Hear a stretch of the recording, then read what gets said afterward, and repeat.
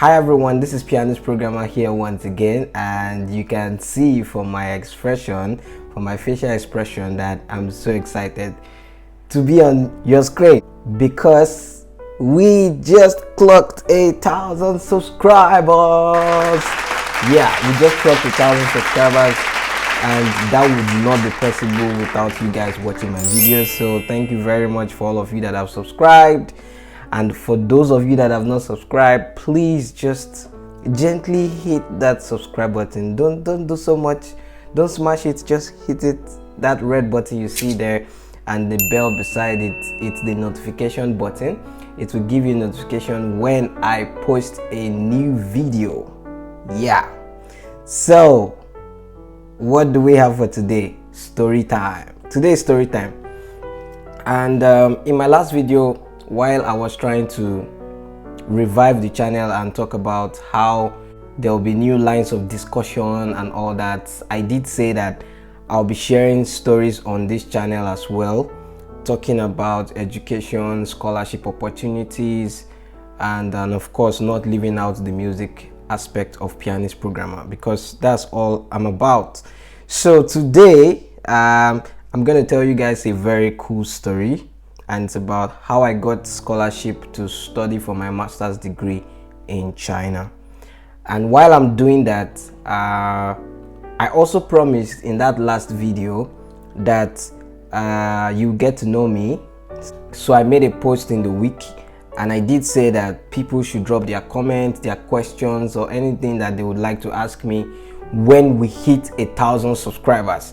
And now we are here. So some people have asked some questions, and of course I'm going to provide answers to your questions. Fingers crossed, not nasty questions anyway.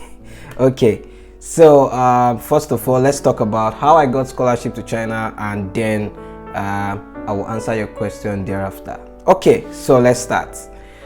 Oh, this is the time where I should be like sipping tea or something like that, or taking juice. Oh, sorry. My doctor said I should stop taking sugar now. I mean, I'm getting really fat, so I need to stop taking sugar. Okay, in the absence of any juice, yeah, you can grab a juice where you are. You can, grab popcorn or granules or whatever, and just sit tight and listen to the story. It's an interesting one. Okay, so it was 2017.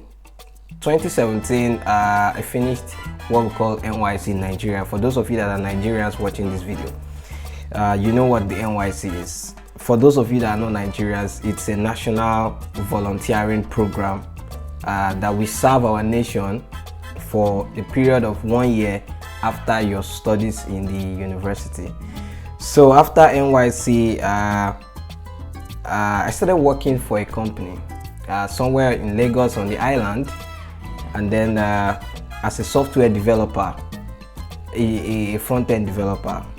Yeah, so I want to talk, first of all, I want to talk about the power of groups.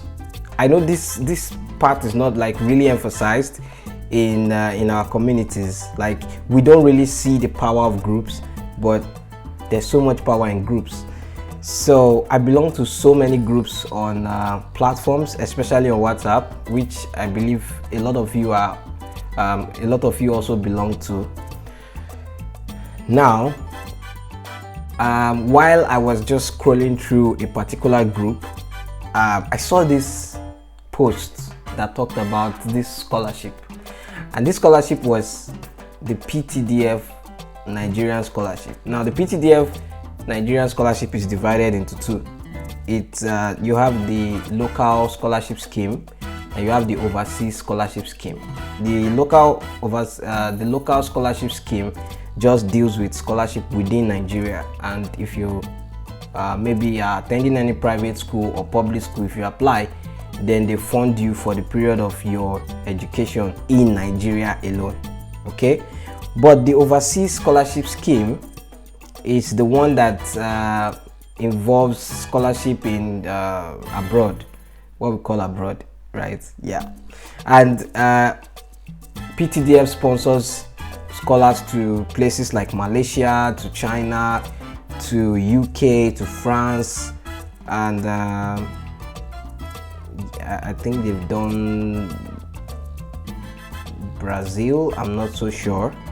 Okay, Germany. Yeah, they also do Germany. Okay, so while I was just going through that group, I saw this information about the Overseas Scholarship Scheme, OSS, and then I had just applied. Now, prior to that time, because I was eager to do my master's, right? Like, I just didn't want to waste any time. Immediately I finished my bachelor's, and thanks to God, I graduated with very good grades from my university, FUTA, like Federal University of Technology, Akure, with a BTech, second class honors.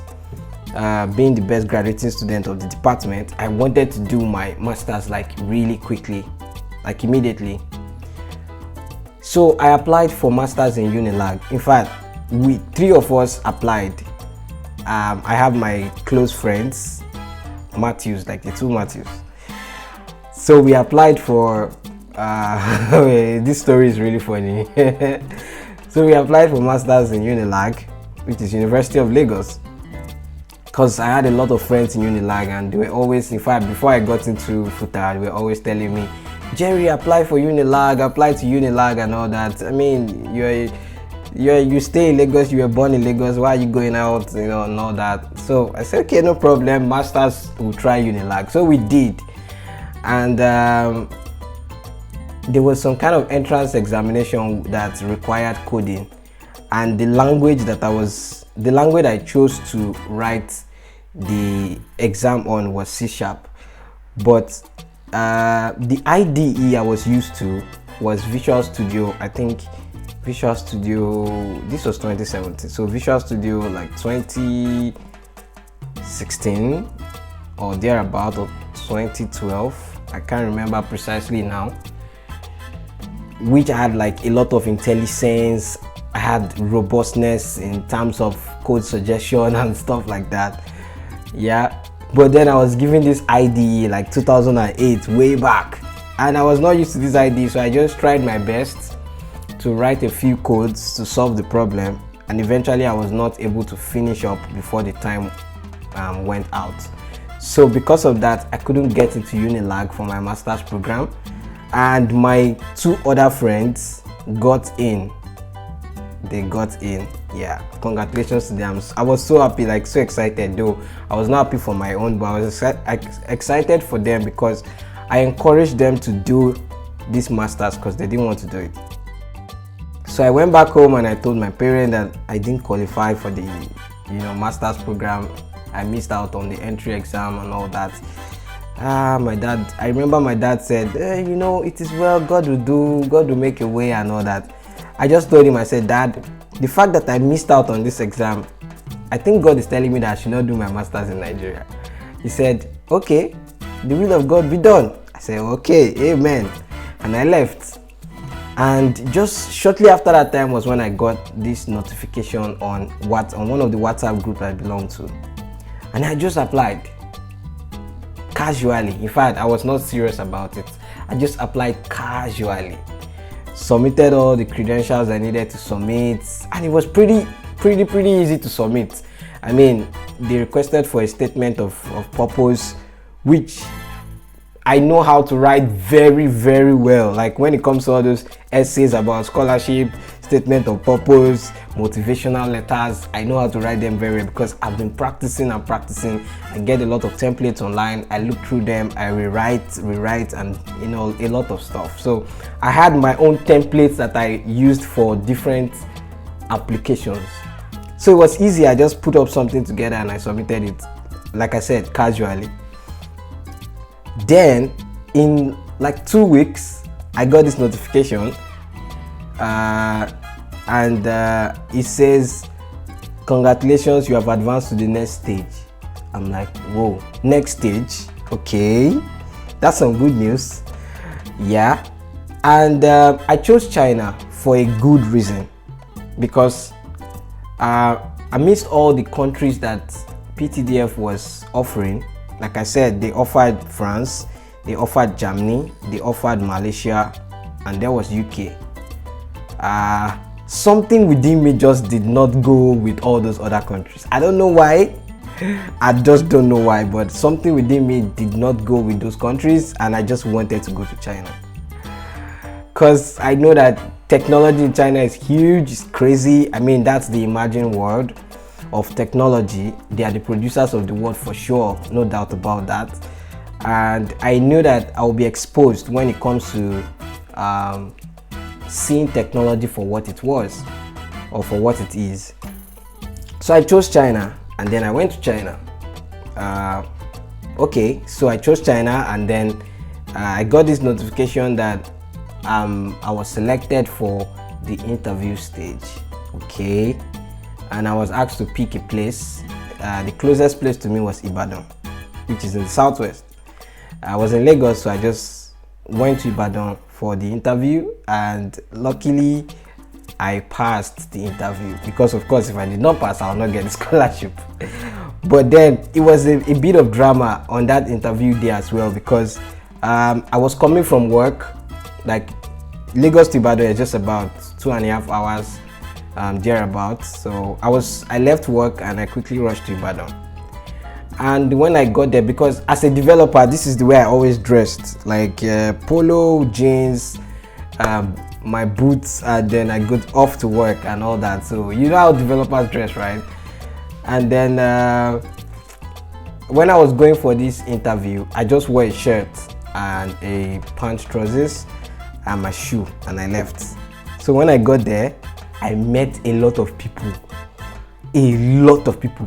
people wearing suits, like clean suits, like very tuxedos for the interview. Oh my god, I was so intimidated. Like, seriously, these are the people that I'm competing with that wants the same scholarship, and I just came with shirt and trousers. It was so funny. I did not even have a tie. That was how bad it was. No tie.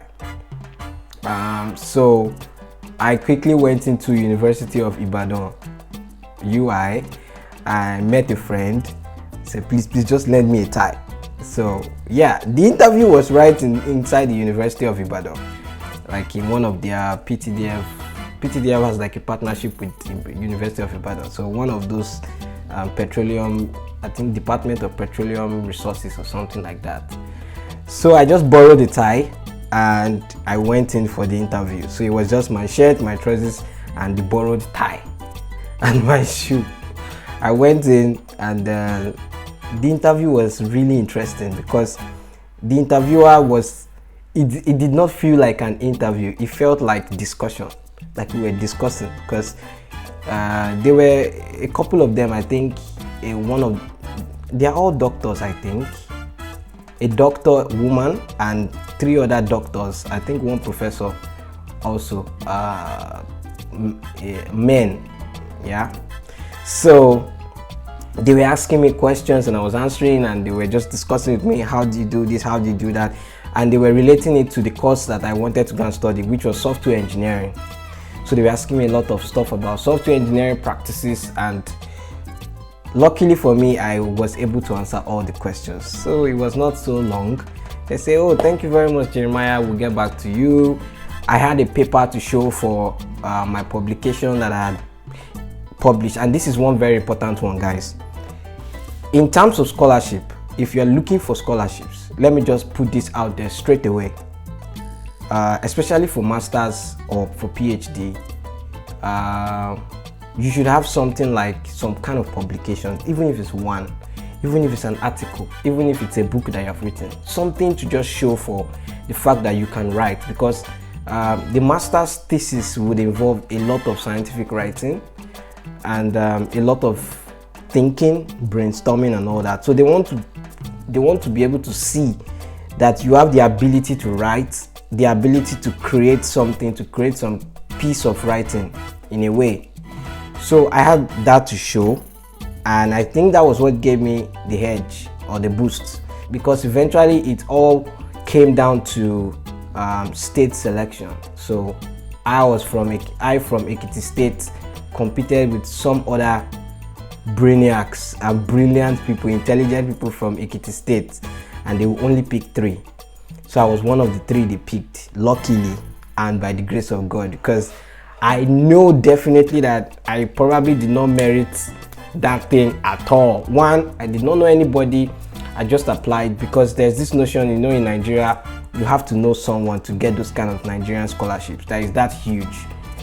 Because PTDF is like the height of all the kind of scholarships in Nigeria, right? Because they pay well, like they pay really well. You should check about PTDF scholarships.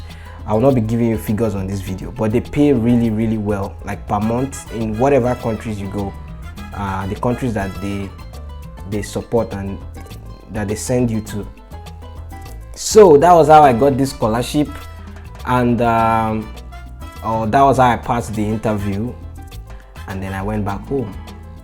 And then in another 2 weeks, I got another mail saying, another congratulations, you've advanced to the next stage, submit some other documents like police character report and medical report and all those reports. And this, I think this was what the Chinese embassy was requesting for every scholar to submit, because we didn't need to do anything at all. PTDF just did all the things for us. All we needed to do was submit the necessary documents at the right time, and everything was done, everything was processed. Then thereafter, we just booked an appointment in the embassy, in the Chinese embassy at Abuja, and we went in for our interview, submitted all the documents, did some biometric capturing and all that, some crazy processing as Chinese embassies required, you know. And then eventually, after like I think 1 week, we got our visas and off to China. So basically that's how I got my scholarship to China. And when people ask me why China, I used to tell them I chose China for a reason. And I think I prayed also before even doing that, though it did not feel like I needed to, but I prayed. In choosing the country, I prayed. Really, I prayed, because I knew that stage of my life required a direction, and I knew that from that point, different things would begin to unfold. So I needed the right move, the right step to take, which I believe I did eventually, because I experienced massive love and support from my friends in China. I got exposed to a lot of things, a lot of technology, business ideas, business opportunities. I'll be unfolding them gradually on this channel. So if you have not subscribed, I think now is the time to do so. If you are still thinking, like if you are still thinking whether you should subscribe or not, I think now is the time to hit that. If I don't hit it gently now, smash that subscribe button and the bell beside it as well. And you also might want to give this video a thumbs up. In fact, just gently change that thumbs up button from gray to blue. Okay, so that's how I got my scholarship, and just some lessons to learn from that, because what would be the point of telling a story like this without learning a few lessons? So one of the lessons is, don't underestimate the power of friends, don't underestimate the power of groups. Like I rightly said, I found this information on a group. Even if you're not active on groups like myself, I'm not so active on groups. I just observe things from the rear. I observe from the rear. I sit back and I just watch people talking and all that, you know. So even if you're not very active, just sometime just check the groups and see what information is being passed. Maybe somebody is trying to post a job opportunity or scholarship opportunity or something. It could be helpful to you. Don't underestimate that. Don't underestimate the power of friends as well, because they could link you up with opportunities. I remember while I was having difficulty in obtaining some of these documents that was required by the Chinese embassy, you know, I just spoke to a few people and it's like, oh really, I know someone that knows someone. You know, you just need to know someone that will know someone that would get your problem solved for you. So don't underestimate the power of friendship. And if you have friends that maybe you don't talk to and you feel like there's no need, let me lose their number or let me lose their contact, don't do that, because that contact that you want to delete from your phone could be helpful to you tomorrow. So don't do that. Just keep it even if you're not really in talking terms, because it might be helpful to you someday. Okay, that said, again, if you're in your bachelor's and you're watching this video, try as much as possible to publish a paper after your bachelor's degree. At least have a paper, just a paper, a scientific paper or something, an article, to show for the fact that you are equipped to do a master's degree, so that this will aid your scholarship applications when you're putting in for scholarships. Yeah, so that said, that's the end of the story. That's the end of the story, yeah. But I did say that I will be answering some of your questions because we clocked 1,000 subscribers. So here it is. One of the questions here says, hey, what is your real name? I mean your full name. Okay, like I posted during the week, I said that I'll be creating a link where you can ask your question anonymously. So I actually don't know who are these people asking me these questions. Fingers crossed I'll be able to answer all your questions. So what's your real name? Okay, my real name is Jeremiah Oluwagbemi Abimbola. Jeremiah being my first name, Oluwagbemi being my middle name, and Abimbola being my last name, which is surname. Okay, so I hope that answers your question. Second question is, what's been your life's driving force? What keeps motivating you since inception? Whoever asked this question, thank you for asking this question. Because there's only one thing that drives me every day. Only one thing. It's the fear of failure. I hate to fail. Though I know it's all right. It's okay to fail, right? I preach that too. I say it's okay to fail. It's okay to cry. It's okay to mourn. You know, rejoice when you're supposed to rejoice and all that. But my greatest fear is the fear of failure. This is it. Once I set my mind to do something, I'm scared to fail. So in order to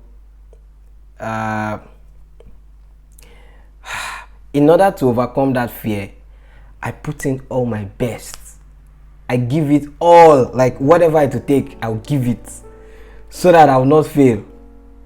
Because once I fail, I am not happy. Like that's the saddest moment for me.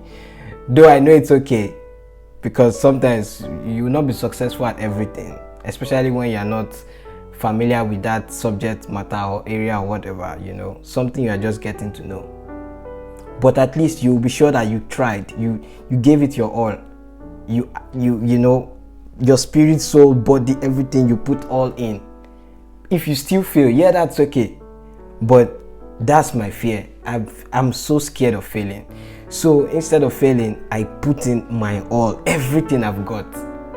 That's what really motivates me. Now the second motivation for me is the people that look up to me.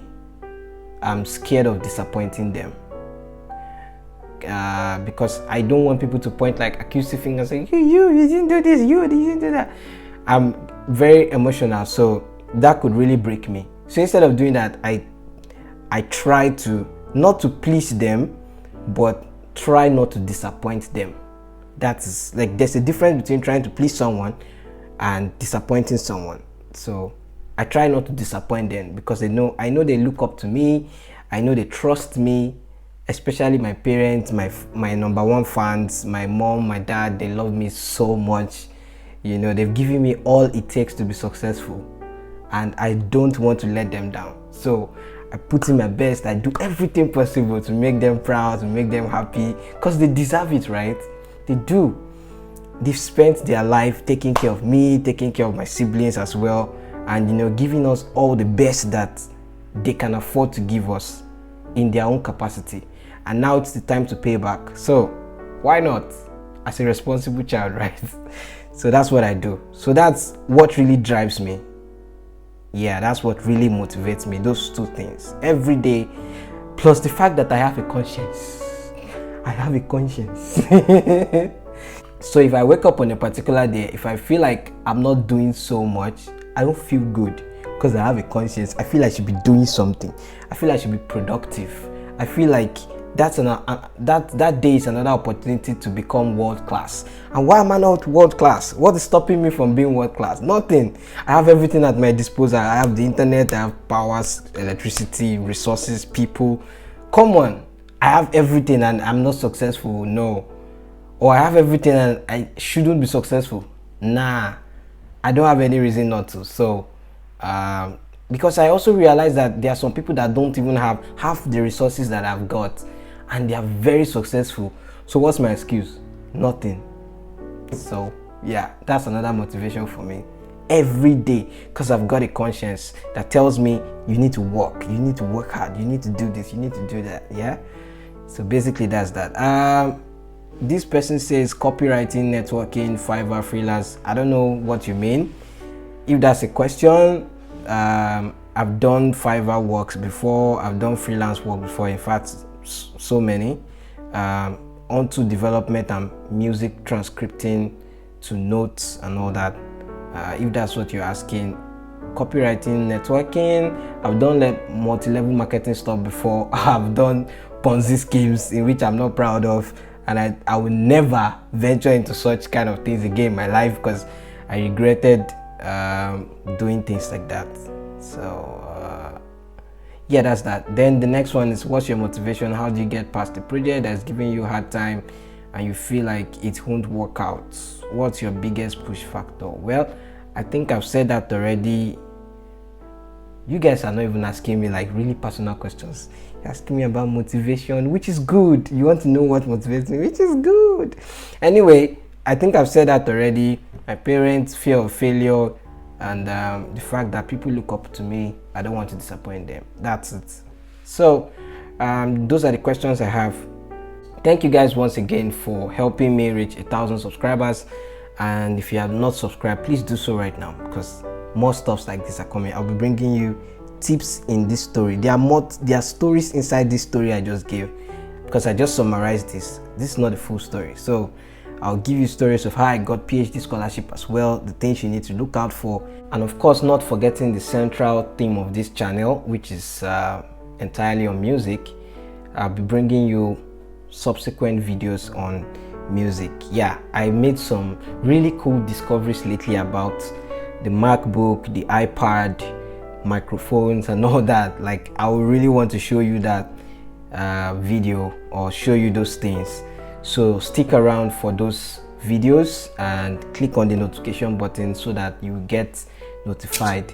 Also share this video with your friends, because some persons that would need to watch this might not be on this channel right now. So share this video with them so that they also learn one or two things, so that they can also come and subscribe and add to the numbers like you have done. Be a good Samaritan. Okay, be a good Samaritan. And yeah, until next time when I'ma see you guys again, always remember to keep learning and stay productive. This is Pianistprogrammer signing out today.